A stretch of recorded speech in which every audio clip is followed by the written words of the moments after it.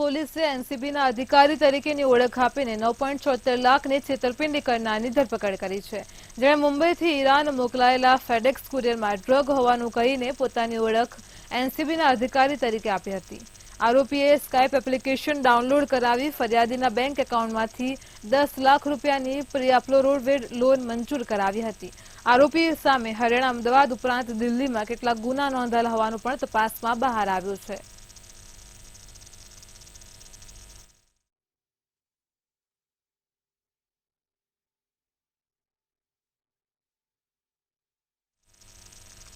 અમદાવાદમાં ઓલા અને ઉબરના ડ્રાઈવરો હડતાળ પર ઉતર્યા છે। નિકોલ વિસ્તારમાં ઓલા અને ઉબરના 100 જેટલા ડ્રાઈવરો હડતાળ પર છે।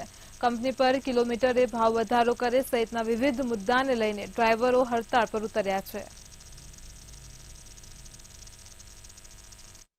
ઓલા ઉબેર કોમર્શિયલ વ્હીકલ જે છે એના માટે એના પૈડા થંભી ગયા છે। ભાવ વધારા માટે સ્ટ્રાઇક છે કે અત્યારે કંપની સદંતર એનો પોતાનું જ પ્રોફિટ વિચારે છે અને ડ્રાઈવરોને કંઈ એવું મળતું નથી જે હોવું જોઈએ।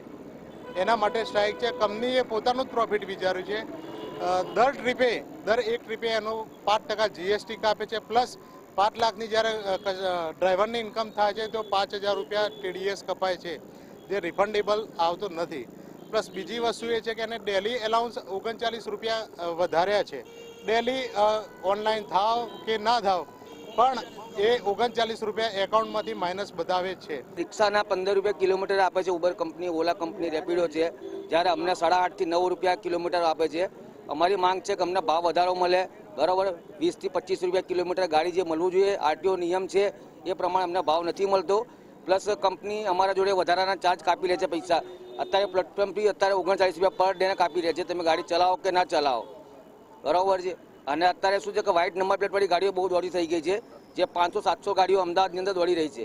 અને અમદાવાદની અંદર અમારે કોઈ કમ્પ્લેન કરવી હોય ઉબરની કે ઓલાની અત્યારે ક્યાં જગ્યાએ ઓફિસ નથી। આવી રીતે તો અમે કેટલી વાર અમે કમ્પ્લેન બી કરી છે કંપનીને કોલ કરીને કે તમે અમારું સાંભળો, તો કે તમારે લોકોને અમને કોલ કરી દેવાનો, કે અમારે ઉબેરમાં કોલ કરી દેવાનો। અમારું કોઈ સાંભળતું નથી, કેવી રીતે કોલ કરવાનો। બધા પક્ષ છે ને ઉબેરના પક્ષમાં જાય કાં પેસેન્જરના પક્ષમાં। અમારું